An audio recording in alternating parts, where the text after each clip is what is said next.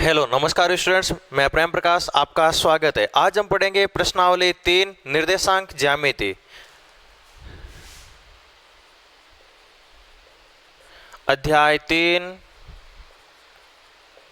निर्देशांक ज्यामिति। पहले इन दो शब्दों का अर्थ देख लेते हैं। ज्यामिति आपको पता ही होगा, ज्या का मतलब होता है भुजा या रेखा या दूरी, और मिति का मतलब होता है मापना, यानी दो स्थानों के बीच की दूरी को मापना ज्यामिति कहलाता है। और निर्देशांक ये दो शब्दों से मिलकर बना हुआ है। निर्देश और अंक, निर्देश का मतलब होता है सूचित करना, बताना, किसके द्वारा? अंकों के द्वारा, यानी किसी वस्तु की स्थिति को अंकों के द्वारा बताना ही निर्देशांक ज्यामिति कहलाता है। अब अंकों के द्वारा कैसे बताएंगे, इसके लिए हम सबसे पहले अध्ययन करेंगे कार्तीय निर्देशांक पद्धति का। कार्तीय निर्देशांक पद्धति दी थी कार्तीय नाम के गणितज्ञ ने। उन्होंने क्या किया, उन्होंने कहा कि यदि किसी वस्तु की स्थिति को बताना है तो हम समतल को बराबर 4 भागों में विभाजित कर देते हैं। ये इस प्रकार से, समतल को 4 भागों में विभाजित कर देंगे 2 रेखाओं के द्वारा। एक तो होगी क्षैतिज रेखा, यह है क्षैतिज रेखा, इसको हम कहेंगे एक्स अक्ष, ये एक्स और यह है एक्स डैश। और ये इस जो ऊर्ध्वाधर रेखा है, इस ऊर्ध्वाधर रेखा को हम कहेंगे वाई अक्ष, यह है वाई और यह है वाई डैश। दोनों रेखाएं जहां पर काटती है उस बिंदु को हम कहेंगे मूल बिंदु, यह है मूल बिंदु। दोनों रेखाएं जिस बिंदु पर काटती है इस बिंदु को मूल बिंदु कहेंगे। जो क्षैतिज रेखा है इसको हम एक्स अक्ष, और जो खड़ी रेखा है ऊर्ध्वाधर रेखा है इसको हम कहेंगे वाई अक्ष। तो ये जो पद्धति है किसी वस्तु की स्थिति को बताने की, इसको हम कहते हैं कार्तीय निर्देशांक पद्धति या फिर एक्स वाई तल। कार्तीय निर्देशांक पद्धति या फिर कार्तीय निर्देशांक तल या फिर एक्स वाई तल। कार्तीय निर्देशांक पद्धति में किसी वस्तु की स्थिति को 2 दिशाओं से बताया जाता है। एक तो हो जाएगी एक्स अक्ष वाली और एक हो जाएगी वाई अक्ष वाली। जैसे कोई वस्तु यहाँ पर है तो मुझे बताना है कि ये वस्तु कहाँ पर है, तो यहाँ पर 1, यहाँ पर 2, 3 और यहाँ पर मान लीजिए 4 है, तो ये वस्तु 4 के सीध में, और इधर 1 2 3 4 5 6, 1 2 3 4 5 6, और इधर मान लीजिए ये वस्तु है 5 के सीध में, यहाँ पर है ये वस्तु और इधर है 4 के सीध में। अब मुझे इसकी स्थिति बतानी है तो पहले मैं किसको बोलूँ, 5 को पहले बोलूँ या 4 को पहले बोलूँ? तो हमेशा जो x निर्देशांक है इसको पहले लिखा जाएगा और y निर्देशांक इसको बाद में लिखा जाएगा। तो यहाँ पर देखिए x निर्देशांक है 4, यानी 4 के सीध में जाओगे, और यहाँ पर है y निर्देशांक 5, 5 के सीध में जाओगे। तो इस बिंदु का निर्देशांक हो गया 4 5, यानी इस बिंदु की स्थिति हो गई 4 और 5। x अक्ष से 4 और y अक्ष से 5। तो y अक्ष से यदि आप 4 सेंटीमीटर दूर जाओगे और x अक्ष से यदि आप 5 सेंटीमीटर दूर जाओगे तो ये वस्तु आपको मिल जाएगी। तो किसी भी वस्तु की स्थिति को बताने के लिए कार्तीय निर्देशांक पद्धति में किसी भी वस्तु की स्थिति को बताने के लिए निर्देशांक का प्रयोग किया जाता है। इसमें पहले x निर्देशांक लिखा जाता है और बाद में y निर्देशांक लिखा जाता है। तो किसी बिंदु की स्थिति को एक्स वाई के रूप में व्यक्त किया जाता है। तो यहां पर देखो x का मान 0 और y का मान भी 0 है, तो मूल बिंदु के निर्देशांक हो गए 0 0। यह सारा काम ग्राफ का है। इस पूरी प्रश्नावली को आपको ग्राफ कॉपी में हल करनी है, समझ रहे हैं? इसको फिर कॉपी में, ये जो एक लाइन वाली कॉपी होती है इसमें आपको हल नहीं करके ग्राफ वाली कॉपी में हल करना है। अब देखिए ग्राफ कॉपी क्या होती है। ग्राफ कॉपी में 3 प्रकार की लाइनें होती है। एक तो होती है सबसे गहरी, एक होती है मध्यम गहरी, और एक होती है सबसे हल्की लाइनें। जो सबसे हल्की लाइनें हैं मैं यहाँ पर बना देता हूँ, ये मान लीजिए सबसे गहरी लाइन है, और उसके बाद में इसके बिल्कुल पास में एक हल्की लाइन होगी, फिर दूसरी हल्की लाइन होगी, फिर तीसरी हल्की लाइन होगी, और फिर चौथी हल्की लाइन होगी, और उसके बाद में जो 5वीं लाइन है वो मध्यम गहरी लाइन होगी। जो 5वीं लाइन है वो मध्यम गहरी लाइन होगी। उसके बाद में वापस हल्की लाइन आएगी, ये 6वीं लाइन, ये 7वीं, ये 8वीं और ये 9वीं, और वापस जो 10वीं लाइन है ये होगी सबसे गहरी लाइन। ठीक इसी प्रकार ये तो हुई खड़ी लाइन है वाई अक्ष वाली। इसी प्रकार ग्राफ में खूब सारी एक्स अक्ष वाली लाइनें भी होती है, आड़ी लाइनें भी होती है। तो यहाँ पर यह पहली गहरी लाइन, उसके बाद में आ जाएगी ये दूसरी हल्की लाइन, तीसरी, चौथी और जो 5वीं लाइन है ये 1 मिलीमीटर, ये 2 मिलीमीटर, ये 3 मिलीमीटर, और अगली जो लाइन है ये हो जाएगी 4 मिलीमीटर। अब आ जाएगी आपके मध्यम गहरी लाइन, ये आ गई मध्यम गहरी लाइन 5वीं। उसके बाद में ये आ जाएगी 6वीं लाइन, 7वीं, 8वीं, 9वीं, और वापस जो 10वीं लाइन है ये वापस गहरी लाइन होगी। तो इस प्रकार से ये हो गया आपके पूरा बॉक्स। इस प्रकार से एक पूरा बॉक्स बन जाएगा।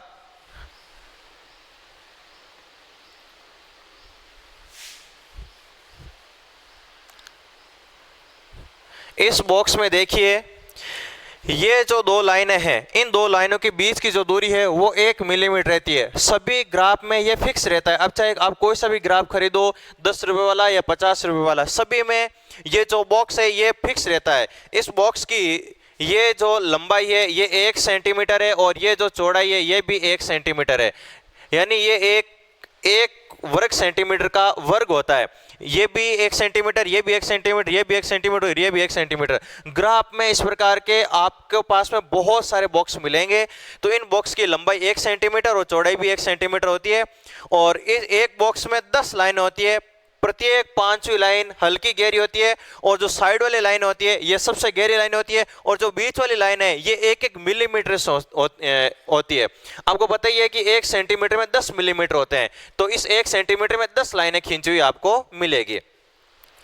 तो आपको जब भी कभी ग्राफ में काम करना है तो ये एक्स अक्ष और वाई अक्ष हमेशा इन गहरी लाइनों पर खींचना है। ये जो साइड वाली यहाँ पर गहरी लाइनें दिख रही हैं, इन गहरी लाइनों पर आपको हमेशा एक्स अक्ष और वाई अक्ष खींचना है। तो मैं यहाँ पर जो पैमाना लिख रहा हूँ ये मैं इस प्रकार से लिख रहा हूँ कि ये पहला बॉक्स हो गया, यहाँ पर 1 लिख दिया, यानी 1 सेंटीमीटर पर 1, अगले 1 सेंटीमीटर पर 2, अगले 1 सेंटीमीटर पर 3, अगले 1 सेंटीमीटर पर 4। इसी प्रकार में मैंने वाई एक्स पर खूब सारे मान लिख दिए। अब देखो प्लस के जो मान है वो मूल बिंदु से राइट की तरफ है एक्स के लिए, और लेफ्ट की तरफ जो मान है ये माइनस के मान होंगे, -1, -2, -3, -4। इस प्रकार से यहाँ पर -1, -2, -3, -4, -5 इस प्रकार से। तो समतल 4 भागों में विभाजित हो गया है। इस भाग को हम कहते हैं प्रथम चतुर्थांश, और इसको हम कहेंगे द्वितीय चतुर्थांश, इसको हम कहेंगे तृतीय चतुर्थांश, और इसको हम कहेंगे चतुर्थ चतुर्थांश। अब देखिए इनके चिन्हों के बारे में, हम चिन्हों की बात कर लेते हैं। तो देखो इस अक्ष पर x का मान प्लस में, पहले हमेशा x निर्देशांक लिखा जाएगा और बाद में y निर्देशांक लिखा जाएगा। y के चिन्ह देखिए, y के चिन्ह भी प्लस में। तो प्रथम चतुर्थांश में जो निर्देशांक होंगे वो प्लस प्लस के होंगे, दोनों निर्देशांक धनात्मक होंगे। द्वितीय चतुर्थांश में देखिए x का मान तो माइनस में और y का मान है प्लस में। इसमें देखिए x का मान माइनस, y का मान भी माइनस, दोनों ही निर्देशांक माइनस में। इसमें देखिए x का मान तो है प्लस में और y का मान है माइनस में। तो इस प्रकार से ये हो गए इन चतुर्थांशों के चिन्ह। पहले चतुर्थांश में दोनों ही प्लस, यहाँ पर माइनस प्लस, यहाँ पर माइनस माइनस और यहाँ पर है प्लस माइनस। अब बात करते हैं कि x अक्ष से दूरी किसका मान होता है। पहला बिंदु है कि किसी भी बिंदु के निर्देशांक को एक्स वाई रूप में लिखा जाता है।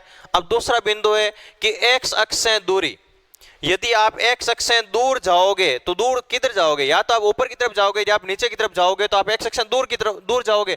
यदि आप ऐसे चलोगे, दाईं ओर चलोगे या फिर बाईं ओर चलोगे, तो आप x अक्ष से दूर नहीं जा सकते, क्योंकि आप x अक्ष के समांतर चल रहे हो।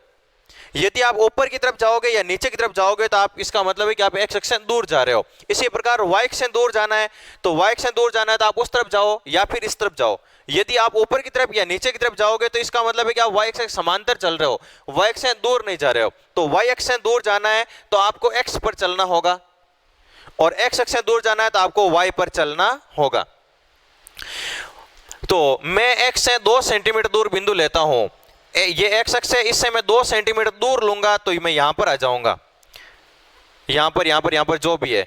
तो x अक्ष से 2 सेंटीमीटर दूर लूंगा तो किसका मान आ रहा है, y का मान आ रहा है। तो x अक्ष से दूरी, यदि आप x अक्ष से थोड़ा सा भी दूर जाओगे तो x अक्ष से दूरी क्या होता है, y का मान होता है। और इसी प्रकार y अक्ष से दूरी किसका मान हो जाएगा, x का मान हो जाएगा। तो x अक्ष से दूरी y का मान और y अक्ष से दूरी x का मान। x अक्ष पर जो निर्देशांक लिए जाते हैं उनको हम कहते हैं कोटि, नहीं भुज। x अक्ष पर लिए गए निर्देशांक को हम भुज कहते हैं।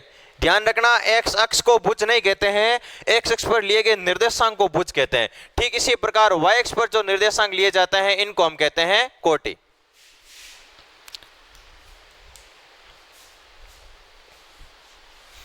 अब कुछ बेसिक बातें यहां लिखा देता हूं, आपको नोट कर लेनी है। संभव होगा तो इसकी आपको पीडीएफ मिलेगी, यदि संभव नहीं हुआ तो इसकी आपको पीडीएफ नहीं मिलेगी, तो तुरंत अभी वीडियो को पॉज करते हुए ये नोट्स लिख लीजिए। सबसे पहला ही बिंदु है कि किसी भी बिंदु के निर्देशांक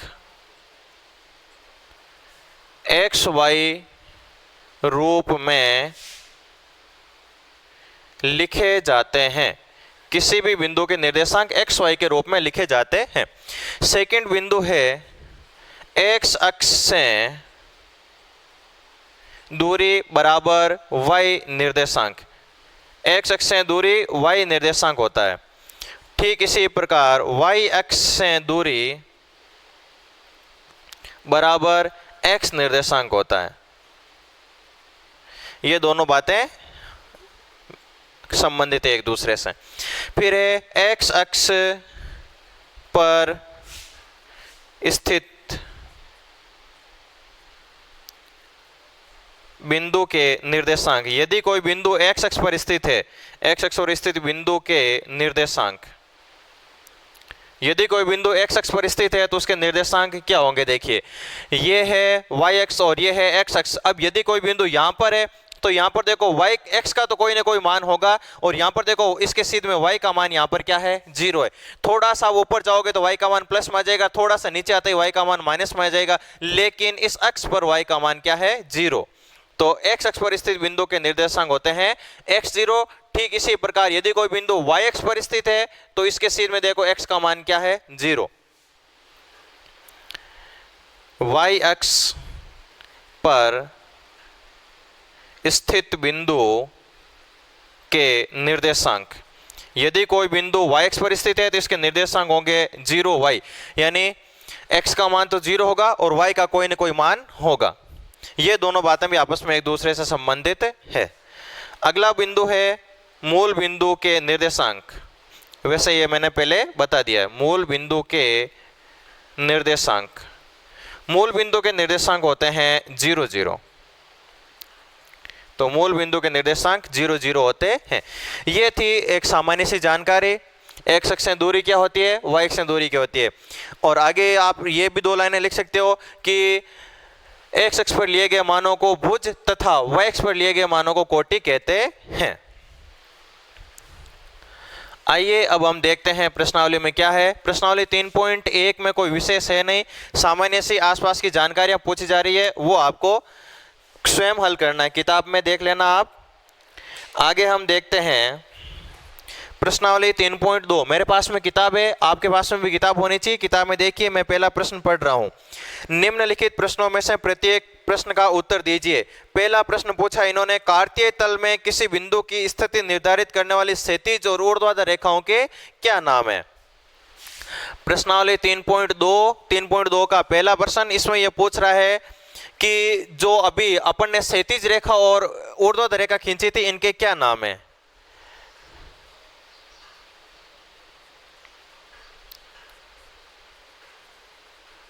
क्षैतिज रेखा का क्या नाम है, क्षैतिज रेखा का नाम है एक्स अक्ष, और ठीक इसी प्रकार ऊर्ध्वाधर रेखा, ऊर्ध्वाधर रेखा का नाम है y अक्ष। ये था इसका पहले का पहला पॉइंट। अगला पॉइंट देखिए, इसमें आपको दे रखा है इन दो रेखाओं से बने तल के प्रत्येक भाग के नाम लिखिए। इन दो रेखाओं से x अक्ष और y अक्ष से ये जो भाग बने हैं इन भागों के नाम लिखना है। तो इन भागों के नाम है, एक तो है प्रथम चतुर्थांश, अगला है द्वितीय चतुर्थांश,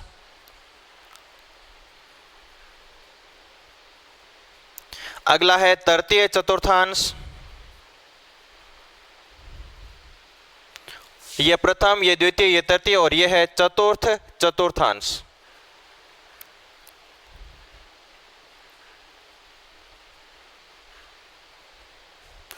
अगला तीसरा पॉइंट है, उस बिंदु का नाम बताइए जहां ये दो रेखाएं आपस में काटती है। दोनों रेखाएं जहां पर काटती है इस बिंदु का नाम क्या है, ये पूछा जा रहा है इस तीसरे पॉइंट में। इस बिंदु का नाम है मूल बिंदु। ये था आपका पहला प्रश्न। दूसरा प्रश्न देखिए, दूसरे में आपको आकृति दे रखी है और इस आकृति को देखते हुए आपको बताने हैं बिंदुओं के निर्देशांक। पहले ये मैं पूरा ग्राफ बना लेता हूं। आपको ये सारा ग्राफ दूसरे क्वेश्चन का जो ग्राफ है वो ग्राफ कॉपी में ही बनाना है, ग्राफ वाले पेज पर ही बनाना है।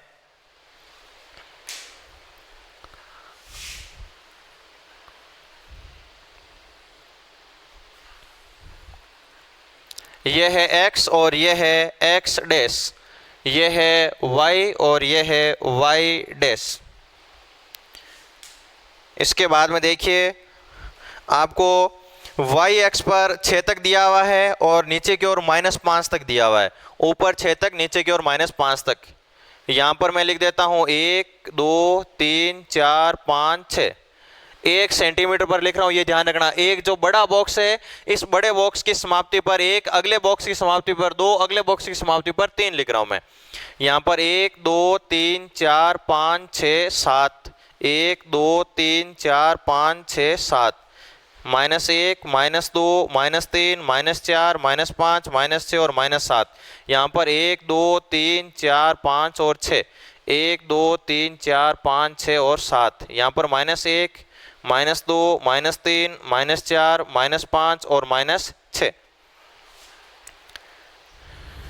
चलिए अब इसमें जो मान दे रखे हैं वो मैं लिख देता हूं। एक तो आपको बिंदु दे रखा है L, यहां पर आपको दे रखा है बिंदु L। उसके बाद में आपको एक बिंदु D दिया हुआ है 6 2 पर, 6 और इधर से 2। यहां पर आपको एक बिंदु D दिया हुआ है।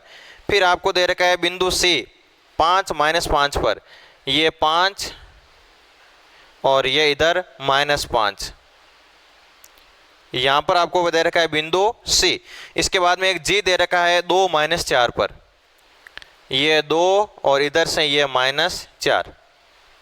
यहां पर आपको दे रखा है बिंदु G। उसके बाद में बिंदु E -3 -5, -3 और -5। यहां पर आपको दे रखा है बिंदु E। फिर बिंदु H -5 और -3 पर, बिंदु H -5 और -3 पर। एक बिंदु M दिया हुआ है यहां पर, यहां पर एक बिंदु M दे रखा है। एक B दे रखा है -5 और 2 पर, ये 2। यहां पर आपको दे रखा है बिंदु B। बस इतने ही बिंदु दे रखे हैं। अब देखिए दूसरा प्रश्न क्या पूछ रहा है। दूसरे प्रश्न पूछ रहा है आकृति, ये जो आपको दिख रही है बोर्ड पर, ये आकृति देखकर निम्नलिखित को लिखिए। B के निर्देशांक, पहले पॉइंट में पूछा है B के निर्देशांक। तो देखो B के निर्देशांक क्या है, पहले x का मान और फिर लिखना आपको y का मान। x का मान देखो कितना, -5। B के निर्देशांक x का मान -5 और y का मान है 2। फिर है अगला सेकंड पॉइंट, इसमें पूछा है C के निर्देशांक। C के सीध में पहले x का मान देखो और फिर देखो y का मान। x का मान 5, y का मान -5। तो C के निर्देशांक आगे 5 और -5। फिर तीसरा पॉइंट, इसमें आपको दे रखा है निर्देशांक -3 5 द्वारा पहचाना गया बिंदु, -3 और -5 द्वारा पहचाना गया बिंदु। -3 और ये है -5, -3 और -5 के द्वारा कौन सा बिंदु है पहचाना गया? ई बिंदु है। आगे है चौथा पॉइंट, 2 और -4 द्वारा पहचाना गया बिंदु। x का मान 2, y का मान -4, x का मान 2 ये रहा प्लस में और y का मान -4, इसके द्वारा कौन सा बिंदु पहचाना गया है? बिंदु G। तो यहां पर आ जाएगा बिंदु G। उसके बाद में पांचवा पॉइंट, D का भुज। भुज का मतलब होता है x निर्देशांक। तो D का x निर्देशांक क्या है? D के सीध में देखो x का मान, D के सीध में x का मान है 6, तो D का भुज बराबर 6। और उसके बाद में छोटे पॉइंट में आपको दे रखा है बिंदु H की कोटि। H की कोटि, H की कोटि का मतलब H में y का मान क्या है? H के लिए y का मान देखो, y का मान है H के लिए -3, तो इसकी कोटि हो जाएगी -3। और फिर देखिए सातवां पॉइंट, सातवें में दे रखा है L के निर्देशांक। बिंदु L के निर्देशांक, L कहां पर है? L है y एक्स पर, और y एक्स पर आपको बताया x का मान 0 होता है। यहां पर देखो y का मान 5 और इसके सीध में x का मान यहां पर क्या? 0। तो x का मान पहले लिखिए 0 और फिर y का मान है 5। फिर आठवां पॉइंट, इसमें आपको पूछा है बिंदु M के निर्देशांक। बिंदु M, ये बिंदु M x अक्ष पर स्थित है और यहाँ पर x का मान -3 और y का मान यहाँ पर होगा 0। इस प्रकार से ये थी आपकी प्रश्नावली 3.2। केवल 2 क्वेश्चन थे छोटे से। आगे हम लेते हैं प्रश्नावली 3.3। ये भी एक इजी सी प्रश्नावली है, इसी वीडियो में इसको कवर कर लेते हैं।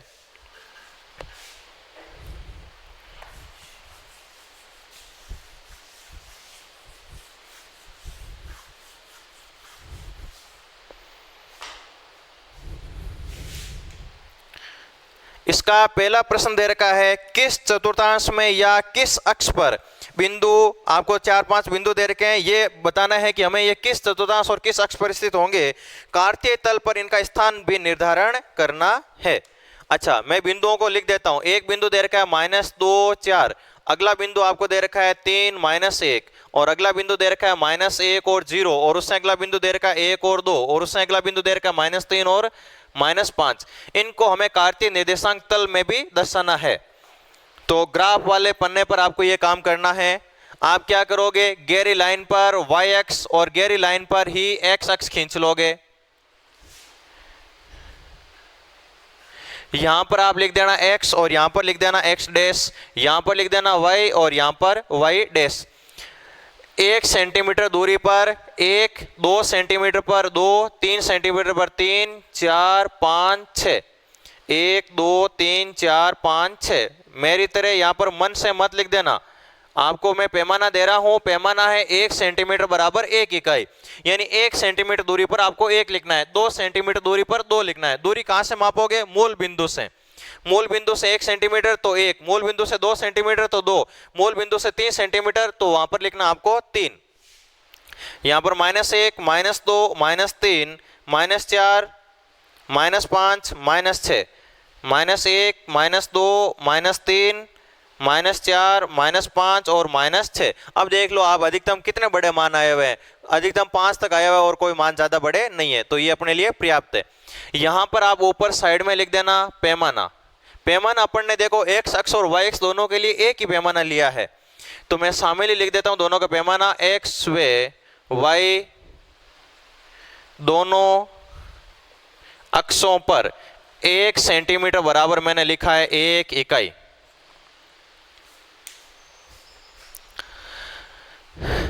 चलिए, हमें बताना है, पहला बिंदु है -2 और 4। हमें बताना है कि यह बिंदु किस चतुर्थांश में स्थित है और इसको ग्राफ में भी दर्शाना है। -2 और 4, x का मान -2, y का मान 4, x का मान -2, y का मान 4। तो -2 के सीध में और इधर 4 के सीध में बिंदु लगेगा यहां पर। और ये कौन से चतुर्थांश में स्थित है? यह है द्वितीय चतुर्थांश में स्थित। द्वितीय चतुर्थांश में। अगला देखिए 3, -1, x का मान 3, y का मान -1, तो -1 के सीध में 3 के सीध में बिंदु लगेगा यहां पर। x का मान 3, y का मान -1। यह है देखिए कौन से में? चतुर्थ चतुर्थांश में। चतुर्थ चतुर्थांश में। अगला बिंदु है -1 और 0।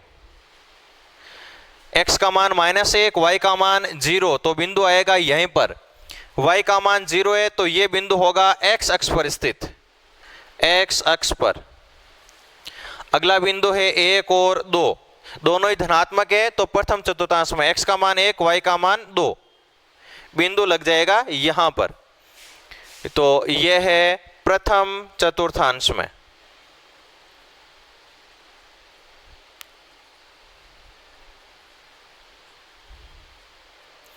अगला है -3 -5, -3 -5, दोनों ही माइनस में इसमें आ जाएंगे। x का मान -3 और y का मान है -5, बिंदु लगेगा यहां पर। -3 के सीध वाली लाइन और -5 के सीध वाली लाइन, दोनों लाइनें जहां पर काटती है वो है अपना बिंदु। यह है तृतीय चतुर्थांश में, तृतीय चतुर्थांश में। तो इस प्रकार से ये था अपना 3.3 का पहला प्रश्न।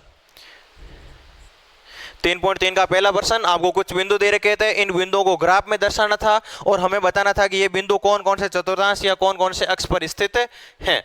अब लेते हैं हम इसका दूसरा क्वेश्चन।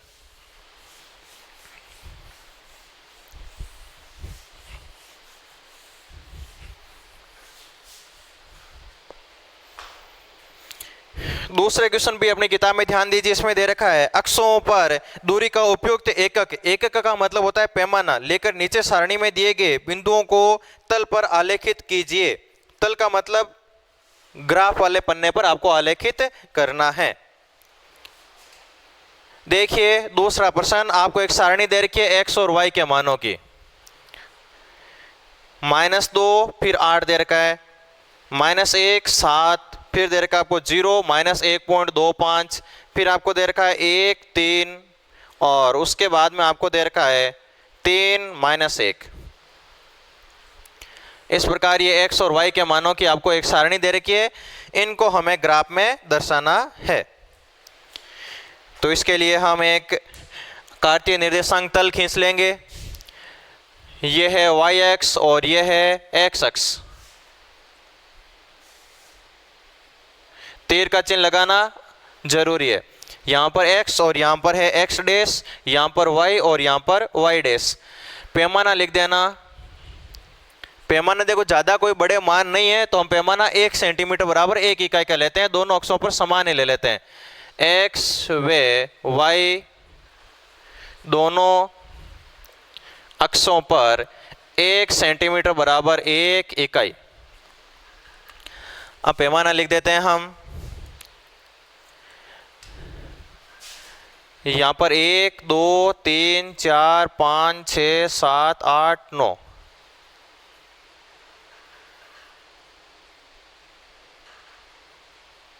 एक दो तीन चार 5 6 7 8,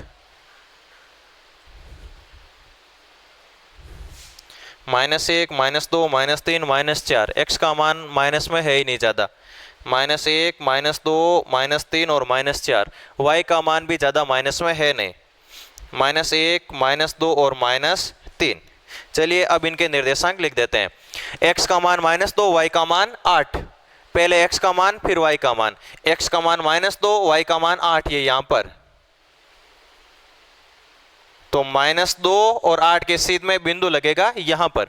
फिर है -1 और 7। x का मान -1, y का मान 7। ये रहा y का मान यहाँ पर 7 और -1 यहाँ पर है, तो इसके सीध में इसके सीध में और इसके सीध में बिंदु लग जाएगा यहाँ पर। फिर है x का मान 0, y का मान -1.25। y का मान -1.25 यहाँ पर लगेगा। देखो बीचों बीच में आएंगे तो 1.5 हो जाएगा। हमें चाहिए 1.25, यानी 1.5 का भी आधा। और x का मान 0 है तो ये बिंदु y अक्ष पर ही स्थित होगा। अगला x का मान 1, y का मान 3। x का मान 1 और y का मान 3, 1 के सीध में और इधर 3 के सीध में बिंदु यहाँ पर लग जाएगा। फिर x का मान 3, y का मान -1। x का मान 3, y का मान -1, ये यहाँ पर ये बिंदु लग जाएगा यहाँ पर। इस प्रकार से आपको ग्राफ में दर्शाना है। तो ये थी अपनी प्रश्नावली 3। बहुत ही छोटी प्रश्नावली, केवल एक वीडियो में पूरी प्रश्नावली कवर हो गई है। किसी कारणवश पीछे वाले वीडियो डिलीट हो गए हैं, तो उन दोनों वीडियो के लिए ये एक ही वीडियो है, इसको आप आराम से देखिए, नोट्स बनाइए और इन सभी प्रश्नों को फिर कॉपी में हल करिए। थैंक यू, धन्यवाद।